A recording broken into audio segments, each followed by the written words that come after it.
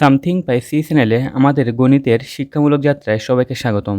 আজকের ভিডিওতে আমরা অনুক্রম ধারা এর গুরুত্বপূর্ণ বিষয় সম্পর্কে জানব। চলো সেই গুরুত্বপূর্ণ বিষয় সম্পর্কে আলোচনা করার চেষ্টা করি। তাহলে চলো এখন আর অপেক্ষা না করে শুরু করি আমাদের মূল ভিডিও।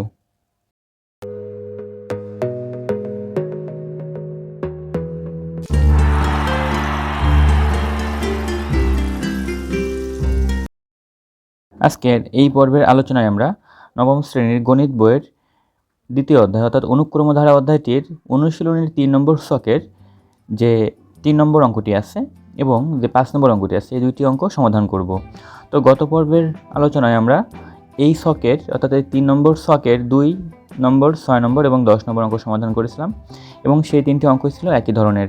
ঠিক একইভাবে এখানে আজকের পর্বের আলোচনায় আমরা ৩ নম্বর এবং ৫ নম্বর সমস্যার সমাধান করব এবং এই দুইটি অঙ্ক একই ধরনের। তো এখানে আমাদের বলে দেওয়া হয়েছে যে প্রথম পদ a = 29, সাধারণ অন্তর d = -4 এবং আমাদের n-তম পদের মান দিয়ে দিয়েছে -23। তো এখান থেকে হচ্ছে আমাদের n এর মান বের করতে বলছে। তো আমরা জানি যে n-তম পদ হচ্ছে n-তম পদ সমান আমরা জানি a + n - 1 * d। তো এখানে হচ্ছে n-তম পদের মান ছিল -23।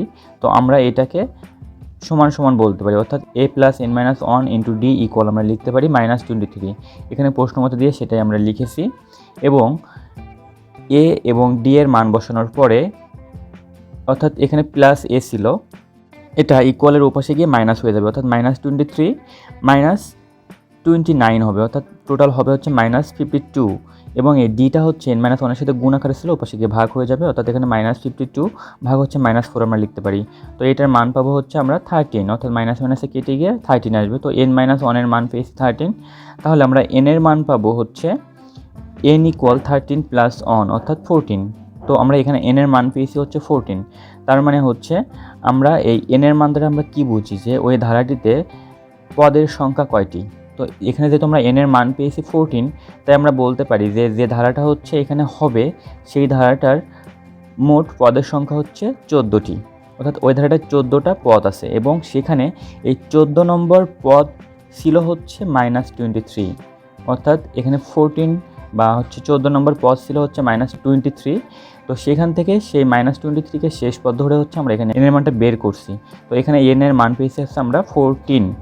এখন আমাকে কোশ্চেন করা হয়েছে যে আবার একটা কোশ্চেন করা হয়েছে যে এই যে 14টি পদ আমরা পেয়েছি একটা ধারায়, সেখানে 14টি পদ আছে, সেই 14টা পদের সমষ্টি হচ্ছে আমাদের নির্ণয় করতে বলা হয়েছে অর্থাৎ এই 14টি পদের সমষ্টি এখন আমাদের নির্ণয় করতে হবে। আমরা সেক্ষেত্রে যখন হচ্ছে প্রথম পদ a এর মান দেওয়া আছে, সাধারণত d এর মান দেওয়া আছে, n এর মান দেওয়া আছে, তো n এর মান হচ্ছে 14টি যেটা হচ্ছে ধারার মোট পদের সংখ্যা। তো সবকটা মান যখন দেওয়া আছে তখন আমরা সমষ্টি নির্ণয়ের যে সূত্র সেই সূত্রটা ব্যবহার করে মানগুলো বসিয়ে ঠিকমতো ক্যালকুলেশন করতে পারলে হচ্ছে আমরা সমষ্টির মান পেয়ে যাব অর্থাৎ 14টি পদের মান পেয়ে যাব।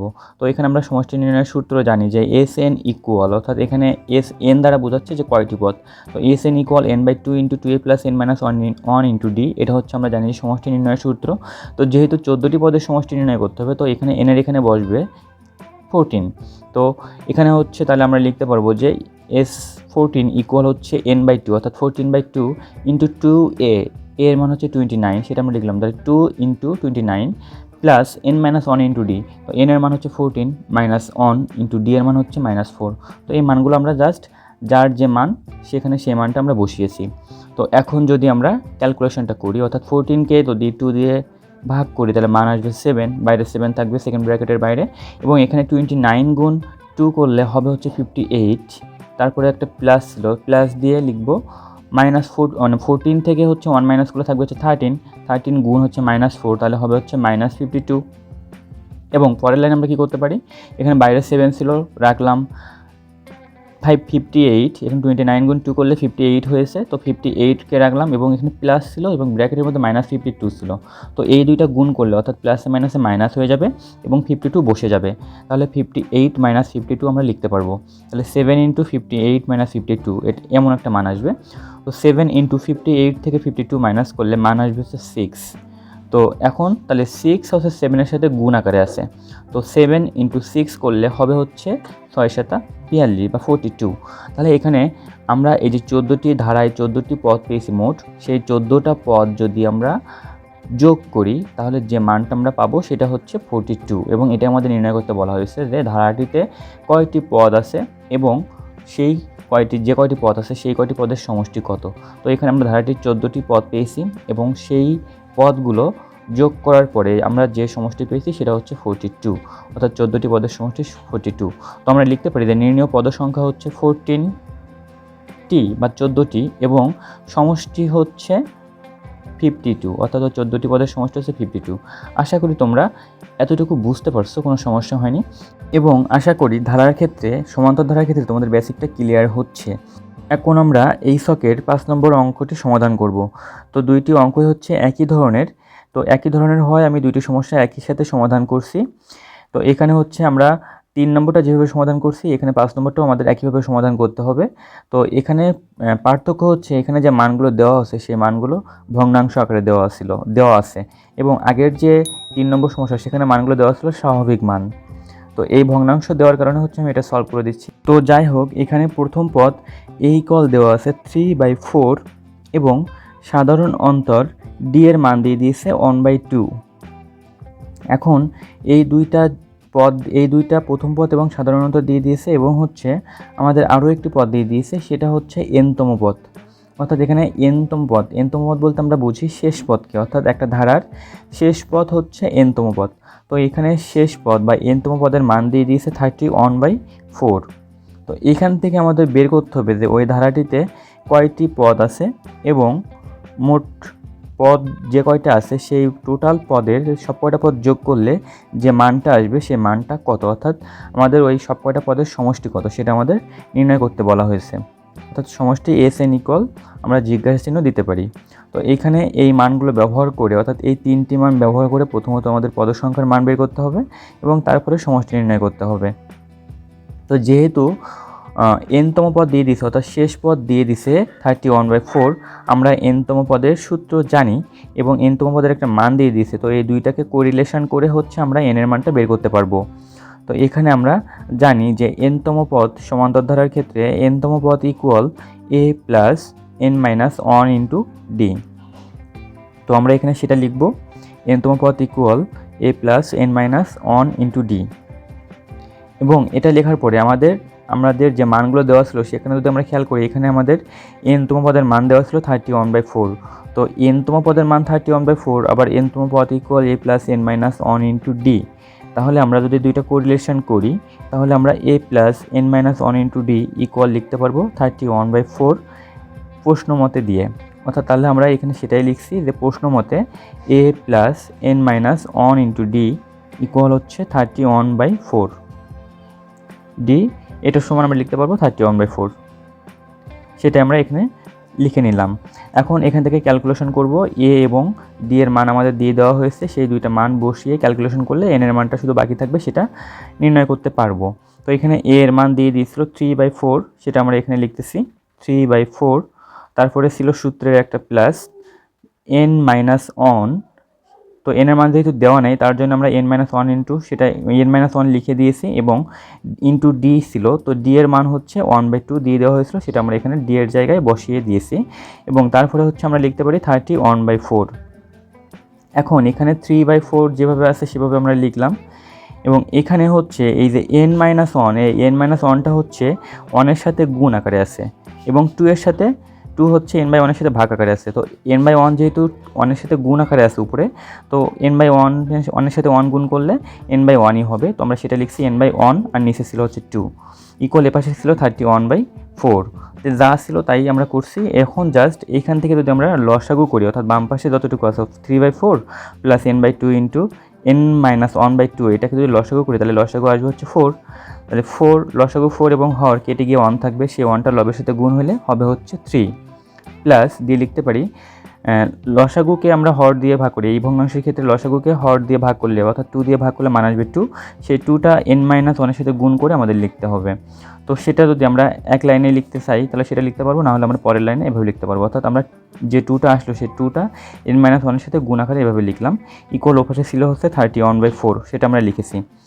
এখন হচ্ছে এখানে উপরে এই ভগ্নাংশের ক্ষেত্রে, বাম পাশে ভগ্নাংশের ক্ষেত্রে উপরে ছিল 3 + 2 দিয়ে n এর সাথেও গুণ হবে, 2টা -1 এর সাথেও গুণ হবে, অর্থাৎ 2 × n করলে হবে হচ্ছে 2n, এবং 2 হচ্ছে -1 এর সাথে গুণ করলে হবে হচ্ছে -2, এবং নিচে হচ্ছে 4 ছিল, সেটা আমরা এখানে লিখে দিয়েছি। ইকুয়াল হচ্ছে আমরা লিখতে পারি 31/4। এখন এখানে উপরে যদি আমরা একটু খেয়াল করি, 3 আছে এবং -2 আছে এবং +2n আছে।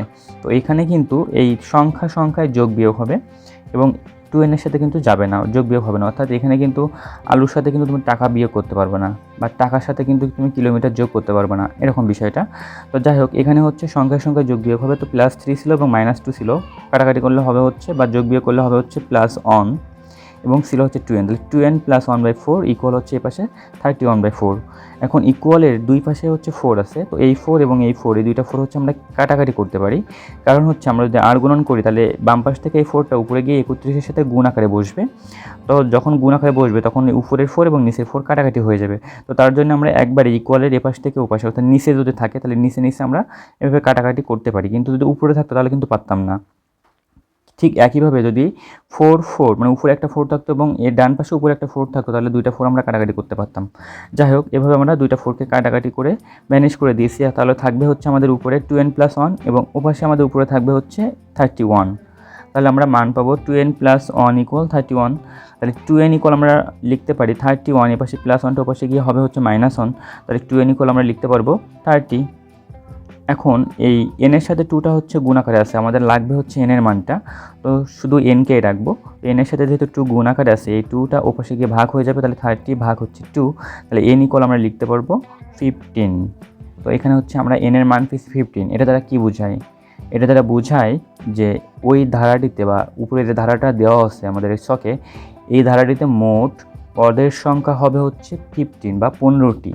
অর্থাৎ ওই ধারাটায় 15টি পদ আছে এবং ওই 15টি পদের মধ্যে 15তম পদ বা শেষ পদটা ছিল হচ্ছে 31/4। এটাই হচ্ছে আমাদের বোঝার বিষয় এখানে। তো যাই হোক, এখানে এই 15টি পদের সমষ্টি এখন আমাদের নির্ণয় করতে বলা হয়েছে। তো 15টি পদ যেহেতু আমরা পদের সংখ্যা পেয়ে গেছি, অর্থাৎ n এর মান পেয়ে গেছি, a এর মান জানি এবং d এর মানও দেওয়া আছে। তো সেই ক্ষেত্রে আমরা এই মানগুলো বসিয়ে এই 15টি পদের সমষ্টি বের করতে পারবো আশা করি। তো সূত্র হচ্ছে সেম একইভাবে Sn = n/2 × 2a + n - 1 × d, এটা দিয়ে ব্যবহার করতে পারবো। অথবা আমরা আরেকটা সূত্র জানি সমষ্টি নির্ণয়ের, যে Sn = n/2 × a + l। তো যাই হোক, এখানে শেষ পদটা কিন্তু দিয়ে দিয়েছে, অর্থাৎ 15তম পদ হচ্ছে 31/4। তো সেটা কিন্তু আমরা ব্যবহার করতে পারি এখানে। তো যাই হোক, এখানে Sn = আমরা তাহলে n/2, অর্থাৎ n এর মান হচ্ছে 15/2 ইন্টু শেষ পদ হচ্ছে, অর্থাৎ 15তম পদ হচ্ছে দিয়ে দেওয়া ছিল, 15তম পদ হচ্ছে 31/4, সেটা আমরা এখানে লিখেছি 31/4। এবং হচ্ছে এখানে প্রথম পদ দিয়ে দেওয়া ছিল 3/4, তো 3/4 প্লাস হচ্ছে l এর মান, অর্থাৎ শেষ পদ। তো ধারাটা যেহেতু 15টা পদ আছে, 15 নম্বর পদ হচ্ছে বা 15তম পদ হচ্ছে 31/4, সেটা ধরে কিন্তু আমরা n এর মানটা বের করছি। তো এখানে এই 31/4 হবে হচ্ছে আমার শেষ পদ। তো এখানে এই সমষ্টি নির্ণয়ের ক্ষেত্রে, মানে সমষ্টি নির্ণয়ের ক্ষেত্রে এই সূত্রের ক্ষেত্রে আমরা জানি যে a হচ্ছে প্রথম পদ এবং l হচ্ছে শেষ পদ। তো আমরা এখানে সেটাই ব্যবহার করছি, অর্থাৎ 15/2 × 3/4 + 31/4।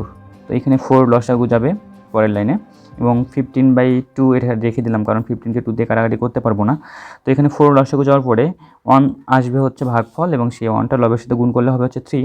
ঠিক একইভাবে এই মানে ডান পাশের যে ভগ্নাংশ, এই ক্ষেত্রেও হচ্ছে 1টা 31-এর সাথে গুণ করলে হবে হচ্ছে 31। তাহলে 31 + 3 হবে হচ্ছে 34, 34/4 এমন আসে। তো এখানে যদি আমরা এখন গুণ করে দিই, তাহলে হচ্ছে আমাদের সমষ্টির মানটা বের হয়ে যাবে।